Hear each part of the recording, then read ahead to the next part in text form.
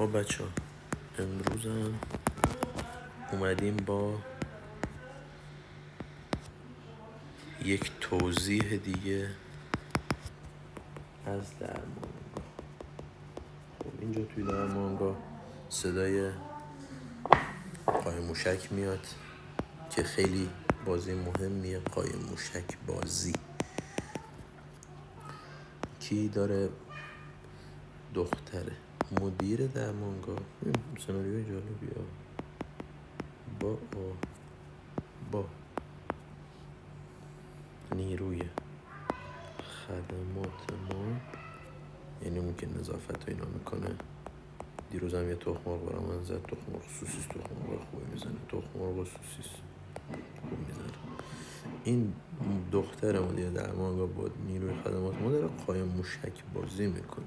خیلی باحاله، خیلی باحاله. یعنی یکی از تفریحات این سیستمه که اینو دارن با هم قایم موشک بازی میکنه. خب حالا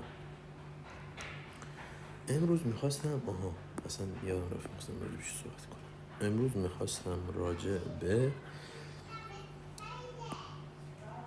مشکیش کنم. مشکی بهتر نیست؟ مشکی بهتر یا این بهتر یا این؟ مثلا قرمز بهتره. این قشنگی آره، صورتی هم هست.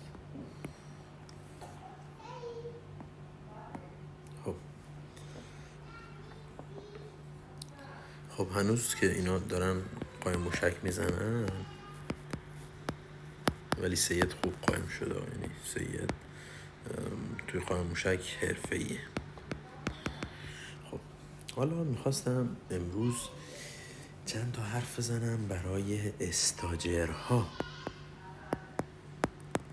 یا اصلا نه صرفا استاجرها، برای همه دانشجوهای علوم پزشکی.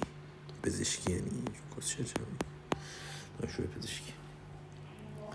خب از اول که میافتی توی سیکل علوم پایه. بذار اینو خوشگل براتون بنویسم، دوست داشته باشی اینو.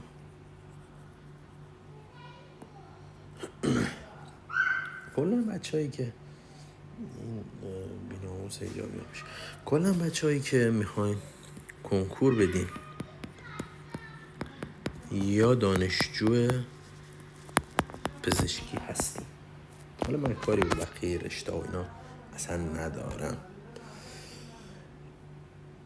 که حالا دندون پزشکا پزشک نیستن، داروسازا هم که اصلا دکتر نیستن، کاری ندارم. هیچ. میایم سراغ دانشجوی پزشکی. ببین شما بچه‌ها اول که میان وارد دانشگاه میشین، مثلا حالا هر دانشگاه علوم پزشکی، حالا تهران، یزد، نمیدونم کرمان، نمیدونم اصفهان، هرچی. سید پیداش کردیم. سید گفتم حرفه‌ای رو پیدا بکن. وارد دانشگاه میشین، فکر میکنین شاخ غول شکستین. خب این شاخ غول بعدن میاد میره توی چیتون؟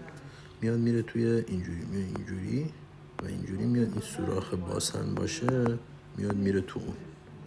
این شاخ غول بعدن میره توی باسنتون. حالا نه این که پزشکی بد باشه، حالا میگم براتون چیه داستان. شاخ غول شکستین، اومدین حالا وارد دوران علوم پایه شدین. توی علوم پایه چه اتفاقی براتون میفته؟ یه چند تا درس داریم. مهمترینش علوم تشریحه، یا بعضیا میگن مقدمات علوم پایه، یا هر چی دیگه. این شامل چند تا درس: آناتومی، جنین، فیزیولوژی و حالا یه مش چرت پرت دیگه. خب این درس ها رو شما اصلا نخونین. میدونین چرا میگم نخونین؟ به غیر از این آناتومیه و یه مقدار این فیزیولوژیه، بقیهش به درتون نمیخوره. اینو شما نخونین، مطلقاً بیخیالش باشین. اینو به صورت، الان میگم دقیقاً به چه صورتیه، به صورت پست خری پاس کنیم، اینو پاس کنیم. حالا میریم سراغ بخش بعدی که امتحان علوم پایه هستش. امتحان بسیار سخت، شرط، البته پاس میشینه چون پاسی رو میارم پایین و ساده تر بخوام بگم پس و شعر هستش. یه امتحان علوم پایه هم میدین، میان تازه اینجا میشین فیزیوپات. تازه شدین شما الان فیزیوپات. حالا میخوام بگم که فیزیوپات چه خبر. فیزیوپات شما اولین بار میای کتاب رو باز میکنی، کتاب که نداری، عملا جزوه داری، جزوه رو باز میکنی. حالا نوشته مثلا بیمار آقای 28 ساله با چست پین، هایپر هیدروزیس، نمیدونم ریباند و گاردینگ، ویزینگ دارد، کلابینگ انگشت دارد، نمیدونم مقداری استریا روی بدنش هست و. ببینید شما یه اصطلاحاتی رو روبرو میشین که در واقع وارد یک مقوله جدید از شاخ غول یهو وارد این مقوله میشین به نام مقوله گوز پیچ هستش.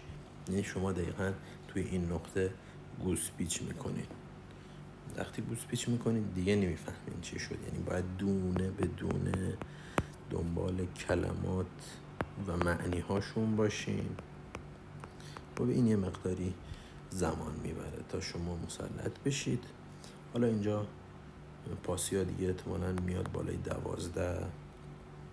یعنی پاسیتون 12 دیگه. اونجا اونجوری گفتم با 10 و 1 دهم، 10 و 2 دهم، 10 و 1 صدم پاس میکنی. اینجا دیگه نمیتونی پاس کنی، باید 12 پاس کنی. حالا میای وارد استاجری میشی. وارد استاجری که شدی اتفاقی برات میفته، میای یهو تو بیمارستان با یک انبوهی از بیماران روبرو میشی. پیرمرد داره میمیره، دختر جوان خودکشی کرده، خانم حامله سقط کرده، پسر جوان آپاندیسش اصطلاحاً ترکیده. اینجا شما به قول یکی از استادان ما دچار یک تراژدی میشین و اینجا میرین تو فاز هالوسینیشن. هالوسینیشن یعنی چی؟ هالوسینیشن به معنای توهم، که در واقع اینجا اینو کلا اشتباه به کار میبرن و اینجا در واقع شما دچار دلوژن میشین، یعنی هذیان. شما دچار هذیان این میشین که فکر میکنید میتونید تمام این بیماران رو درمان کنید و چرا درمان نمیشن. اینا مثل کشور ما که هست، همه مثلا نشستن میگن آقا چرا اینو درست نمی کنین، من اگه رئیس جمهور بشم 2 روز درستش میکنم و اینا. شما اونجا دچار این هذیان میشین که من اگر پزشک این بیمارستان بودم و همه چی دست من بود سریع همه چیو درست میکردم.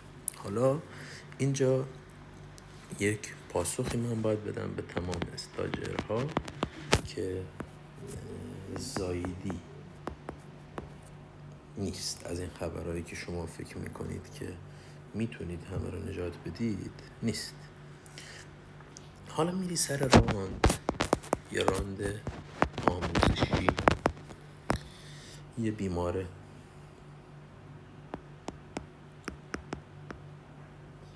حالا این بیمار مثلا من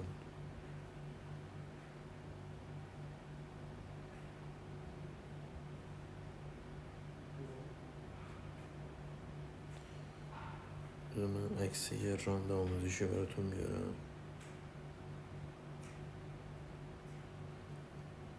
عکس راند آموزشی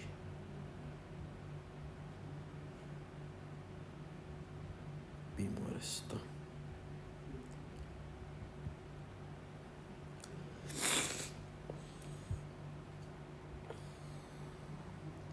خب میایم شما سراغ راند آموزشی بیمارستان. خب این تصویر رو بیایم با هم راجبش صحبت کنیم. بیا دیگه، ریدم تو اینترنت. بیا.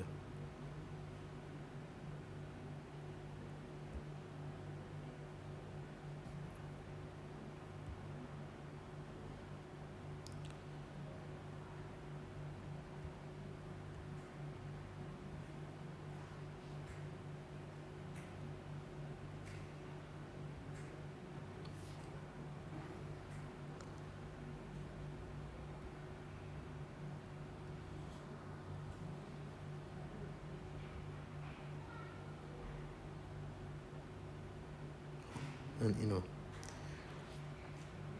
سیوش میکنم.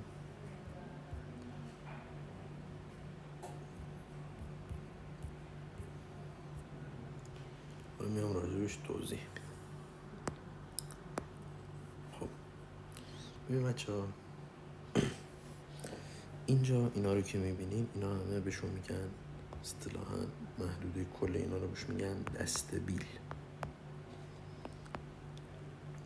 یعنی اینا همه یا دانشجو هن، به هر حال دارن اینجا نگاه به استاد میکنن. فکر کنم تیم اتاق عمل بیشتر، حالا کاری ندارم. شما میای سر راند، یه استاد وایستاده، چند تا رزیدنت و چقدر مونده، 12 چند تا رزیدنت، چند تا اینتر. حالا تو چی؟ تو استاجری، مثلا این استاجر مثلا حالا فکر کنم اینا هوشبری و اینا، ولی حالا شما به همین عکس اکتفا کن. این هم اون استاجر جوگیر است دیگه. حالا من اینا رو نمیشناسم، این فوش بهم ناراحت میشه. استاجر جوگیره که فکر میکنم مثلا خیلی گوز مهمیه و نمیدونم داره همش نوت برمی‌داره، در صورت اینا همش تو کتاب هست و این در واقع میشه گفت یک کسخله. خب حالا استاجر فکر میکنه که آقا من از همه اینا بیشتر میدونم، این رزیدنت کیه، نمیدونم این ترم کیه، نمیدونم اینجا باشه. این کسخله این هست. نوب استاجر نوب سگ بهش میگن اصطلاح. نویسیم استاجر نوب سگ.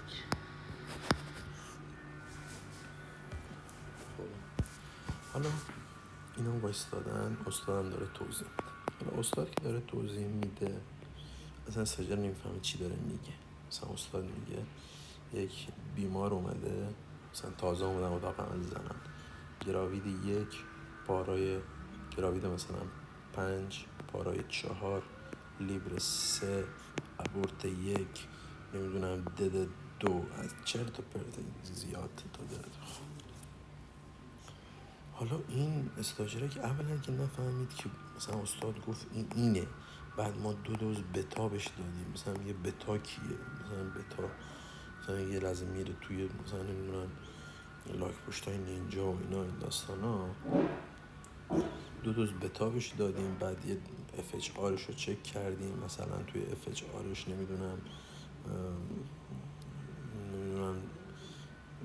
فلانش مشکل داشته، حالا رفتیم براش NST خواستیم، NST مشکل داشته، نمیدونم توی سونو NT فلان چی. چه کار داری؟ این استاجر نه هنوز گوزه مثلا هیچی نمیفهم. نه این مثلا یکم خودشو محکم تر گرفته. خب یه دونایی مثلا از این میپرسه میگه مثلا چی گفت، میگه حالا بعدم بهت میگم. خودش هم چی نفهمیده ولی خودشو محکم گرفته. این هم اون بچه بازی گوشه است، شیطون بچه بازی گوشه. این الان اصلا فکرش جای دیگه است. خب حالا توی استاجر یهو به ذهنت خطور میکنه که بذار من جواب این سوال استاد رو بدم. حالا سوال استاد چیه؟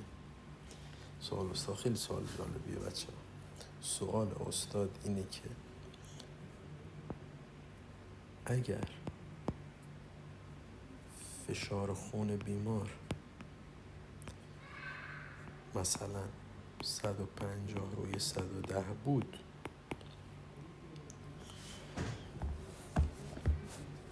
به نظر شما بتا بدیم سزارین کنیم یا مثلا اکسی بدیم انویدی کنیم؟ حالا این استاجر این میخواد جواب سوال. این نمیفهمه فشار خون چیه، نمیفهمه بتا چیه، نمیفهمه سزارین چیه، نمیفهمه اکسی چیه، نمیفهمه انویدی چیه. این روز اول استاجریش، روز اول استاجری. حالا اومده اونجا و مریضم کلی داستان و اینا، میاد میپره جواب میده، میگه استاد به نظرم اگر فشار خونش رو کنترل کنیم میتونیم بیمار رو زایمان طبیعی کنیم. بعد اینجا رزیدنت بهش برمیگرده یه لبخندی میزنه، این رزیدنت یه لبخندی میزنه میگه بیا برو تو کشونم. اینا این رزیدنت میگه. آره. بعد استاد میخواد این کم نیاره دیگه. استاد اگه خوب باشه، اگه خوب نباشه که سیفونو میکشه قشنگ قهوه ایش میکنه. اما اگه استاد خوب باشه میگه آره حالا اون کارم میشه کرد فلان. آقای دکتر یا خانم دکتر مثلا فسنقری، نظرش که این رزیدنته، نظر شما چیه؟ خب حالا این رزیدنته میاد به صورت مفصل توضیح میده. البته استاد به این میرین این همیشه طبیعیه که به این میرین، یعنی باید بهش برینه که به هر حال یکم آموزش قوی تر باشه. حالا این از استاجری بود. استاجری یک مبحث بسیار مزخرفه. بیام سر عکس خودمون.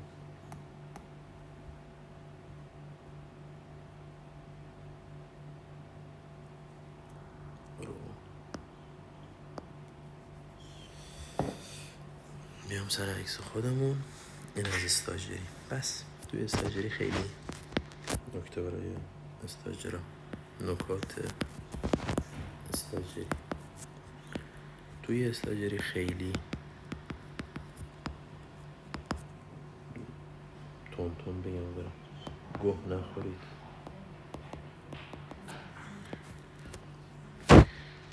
احساس مهم بودن نکنید.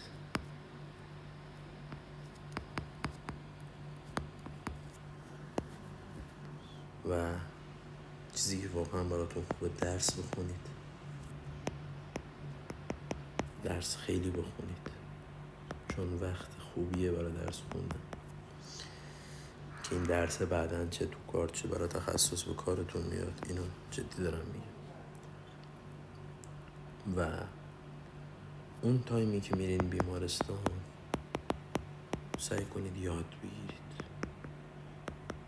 نه درس یاد بگیرید. درس رو برید بخونید. این نمیگم درس یاد بگیرید. چی یاد بگیرید؟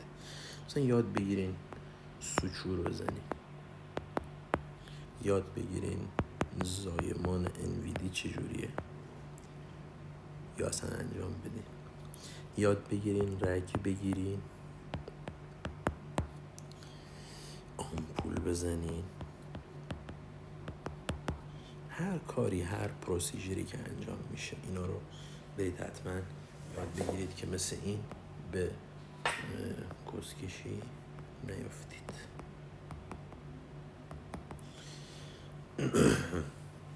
خب اینم از مبحث استاجری. که حالا بعدش میخوام وارد مبحث اینترنی بشم و بگم بهتون اونم بگم.